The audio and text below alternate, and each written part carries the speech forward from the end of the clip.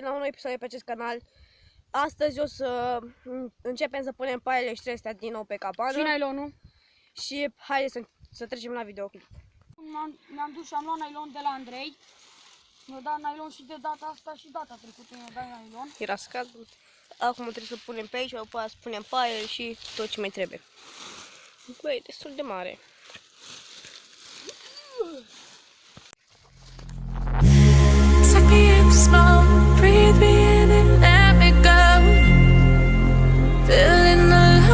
Inside you, and the blackened eyes make my way into your mind, just to know what you knew. Restless every time we start locking eyes. Lost control. Oh, it's paradise with honesty. Ok, deja am pus nylonul pe aici. Ăsta e rupt de data trecută. Mulțumim, Andrei, pentru că ne-a dat chiar nylon. Și o să noi spunem paiele și trestia. Data trecută am pus pușpe dinăuntru pe aici. Dar de data asta să punem deasupra și o să punem trestia deasupra și nu o să mai se întâmple nimica. Cred că ar trebui, Alex, să ne aduci un snop de trestie. Să-l punem aici să nu mai bată. O să punem niște trestie pe aici. Și astăzi este din nou gata cabana.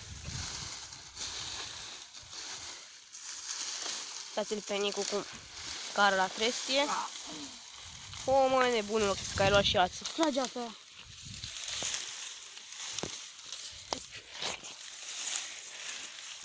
Dacă ar și merge. Uitați câtă ață avem.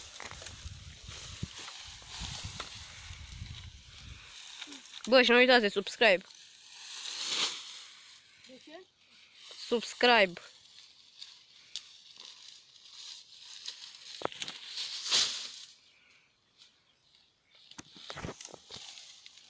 Acolo pe Nicu. Aici de o trestie. Aici nylon. Din nou.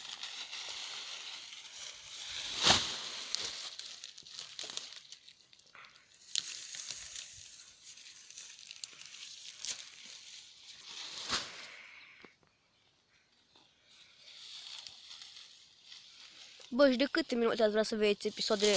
De 5 minute sau de 10 minute? Cred că de 5, nu? Ce? Minute episoadele. La ce de 5 minute? Mai lung. Da. Cât mai lung, cât mai bune. Aha, că le editezi tu, nu?